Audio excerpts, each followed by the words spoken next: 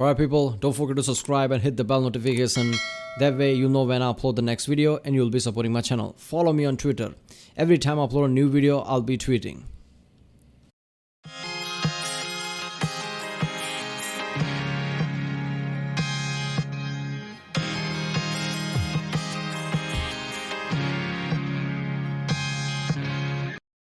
Ladies and gentlemen, this is reaction. This is Are Horns OP by the channel TierZoo. Yes, another TierZoo video. This is the latest one.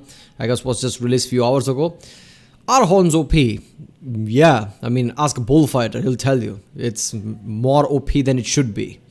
He has certain holes in certain places where he shouldn't.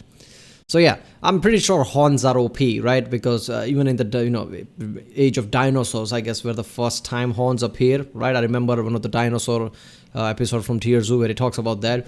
So basically, dinosaur time was like like Hunger Games. Everybody was just OP, and they're like, how to make this even more terrifying? Fuck it, let's throw the horns in.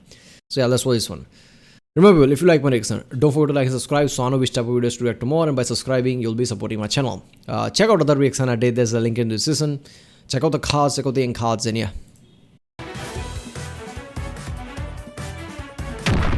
Oh, Water Buffalo, yeah. That's the name, right? Water Buffalo. Players have a wide selection of equipment to choose from when speccing their character. Teeth, claws, stingers, spikes. Each weapon has distinct advantages and disadvantages in combat. Some, like teeth, are better at dealing damage but offer less range and require the user take a significant risk committing to an attack attempt. Claws are a good middle ground, offering solid damage but allowing the user to keep their vitals at least a little bit further away from counterattack range. On the other end of the spectrum is what I'd like to discuss in today's video: horns and antlers. This video was sponsored by Audible. Excluding things like projectiles, skull-based weapons have by far the furthest reach in the game. This makes them excellent defensive weapons, as it gives players a large threat range that an approaching player needs to find a way to get through in order to connect with their own attack. Against a player with powerful horns or large antlers, messing up your approach and getting counterattacked can spell disaster, since these attacks can deal devastating damage when they connect. However, actually connecting with a strike isn't always easy for players who spec into this trait. Since skull projections can be quite heavy and cumbersome, swinging them can be quite slow and risky in and of itself, because if the attack is dodged by an aggressive opponent, you might be left wide open to getting rushed down and taking a ton of damage. This is literally like, bullfighter thing. What bullfighter does. A bull charges, and if he dodges, obviously bullfighter is not a lion, but something like lion, if, can dodge a charge attack, that's it. Lion could grab the neck or leg or whatever, and that would be the end of that. Right, so the charge attack has to be perfectly timed, I guess. And when it comes to water buffalo versus, I guess, a lion always runs away if it's one-on-one. But I feel like if it was jaguar, right, jaguar is much precise and has much higher bite force. Jaguar could dodge and just grab the neck immediately every single time. Even then, I think, I don't know. So today I'd like to delve deeper into the advantages and disadvantages that come with equipping skull weapons to your character, and discuss some examples of good and bad usage of this perk. The two main types of skull weapons are horns and antlers.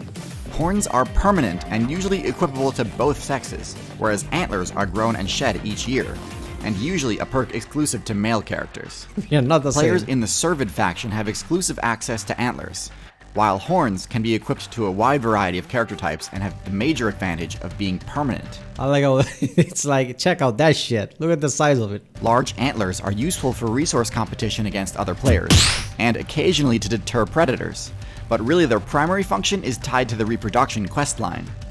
Part of the Servid questline is that in order to complete the mating quest, male characters need to become party leader. And in order to achieve the rank of party leader, a Servid must duel against other male Servid characters and defeat them. Antlers allow these players to duel in a way that tests their strength while still remaining mostly non-lethal, as these players don't actually want to team kill their own party members. As far as combat abilities go, antlers probably aren't the most optimal choice. They weigh the user down quite a bit, make it more difficult to move through dense forest, and the enormous amount of energy it takes to shed and regrow them on a regular basis makes them a handicap rather than a perk. They don't have many secondary uses either. They can be used to dig with, but there's no upside to using antlers to dig rather than your feet.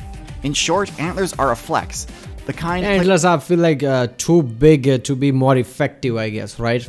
Like on real world, anybody, I guess have a minigun with them is gonna be too much, right? In battle, M16 is good enough. players can really only get away with when they're already doing quite well and have resources to spare. And even then, antler users tend to ditch the trait as soon as the window to complete the mating quest line closes for the year. Horns, on the other hand, can be used to great effect against a wider variety of opponents. Large horns can deal devastating piercing damage and can also be used to inflict knockback, destabilizing even the most aggressive players and creating an opening for a deadly strike to connect. What the fuck is this? Look at this. Well, that lion does not give a fuck. It's just sitting there, chomping on whatever it's eating or something, and just taking in the view. Other lions getting fucking destroyed. Look at this. Stabilizing even the most aggressive players and creating an Everyone's opening running for on a that, does deadly not strike care. to connect. However, they're really only useful in 1v1 combat, since a group of attackers can easily overwhelm a horn user from multiple directions at once, and prevent them from connecting a strike.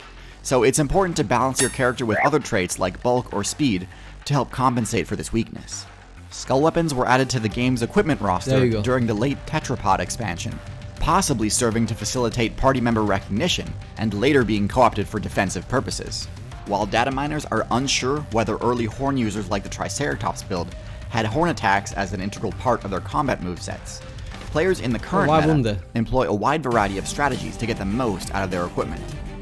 Tank builds like the Rhinoceros tend to use horns primarily for the knockback effect in 1v1 matchups, though they're capable of inflicting lethal piercing damage as well.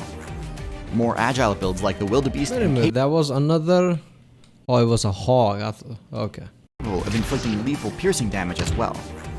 More agile builds like the Wildebeest and Cape Buffalo coordinate team defenses against predators that employ both horn and kick attacks, and have a high critical hit ratio due to the sharpness of their horns. Some animals with skull weapons favor other types of attacks, using their long legs as the primary line of defense against predators, and mostly use their skull mods to fight against others of the same build type. As powerful and impressive as horns are, their overall contribution to the viability of a character is less than you might expect, especially in terms of how vital they are to a player's game plan for dealing with predator attacks. Most horn users spend a ton of evolution points on their base speed stat to avoid confrontation with more powerful players in the first place, meaning that heavy skull equipment actually impedes this strategy rather than synergizing with it.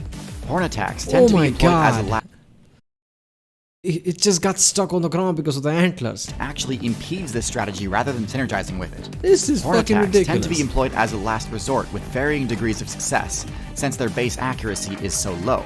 Horns lose their value in combat if the player's head is immobilized. So to use this perk effectively, the build should have a high base stamina and access to a variety of other attacks that can counter a grappling opponent. Since most animals with horns and antlers defend themselves more effectively with their feet, there are plenty of examples of similar builds like zebras and camels that are equally viable without horns equipped at all. However, in builds like rhinos that spec into bulk instead of speed, horns are fundamental to their combat strategy, and viability suffers significantly if their horns are damaged. When equipping your character, it's important to... Oh, that was so fucked up. Knowing how Hippo's jaw is so strong, I'm like, holy shit, that rhino's fucked. Ability suffers significantly if their horns are damaged. When equipping your character, it's important to consider both your own character's stats and the types of attackers you're likely to encounter before you decide to spec into an expensive skull weapon.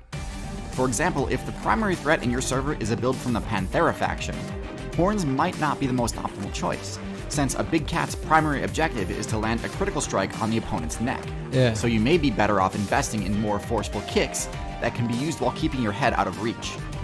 But if the meta is more centralized... Yeah, I mean, even the lions, I mean, most of the time something like buffalo or things without horns can't charge and intimidate a lion, and lion's basically like, oh, fuck it, why take chance?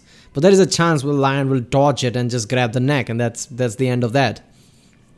And if it's, like I said, jaguar, I'm pretty sure jaguar will be much more precise.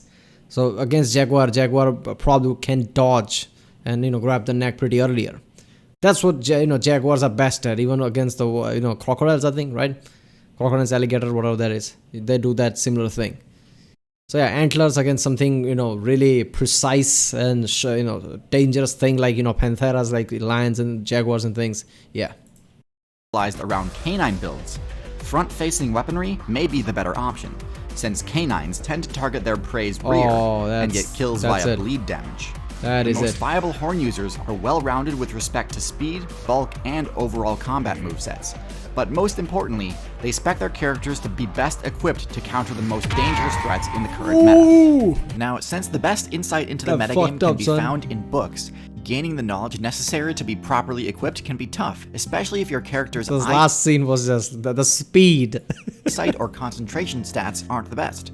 But the good news is, in an effort to make eyesight a less overpowered ability, the devs have started introducing more benefits to players that spec into auditory abilities.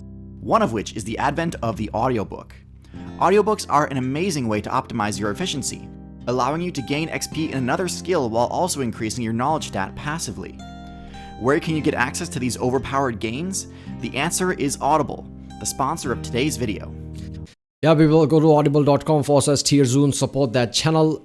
Yeah, are horns OP? I mean, it can be, right, at certain situation. But again, in certain situation, it can be a bit of a leverage, right? Depends on who's using it, right? Water buffaloes who basically walk around in numbers, charging is the only thing they have at that point, and they need horns. That's why lions are afraid of them, just runs fucking away as soon as they see them. Or something like, antlers, deers and things like that, right? Moose. Yeah, antlers might be a problem, right? One of the deer or moose, whatever that was, literally got stuck. I guess it was deer, not moose, but it got stuck in the ground because of the antlers. That is just fucking ridiculous. Something like bear, right? Bear or anything that can grab. Horns and antlers could be a problem, especially antlers. Because if you charge and that thing just grabs it, I mean, that's it. That's over. So yeah. Right, people, that was our horns OP. By the channel TierZoo. If you like my reaction, don't forget to subscribe. So I know which videos to react to more. Comment down if you want to suggest any video or anything. And yeah, I'll see you next time.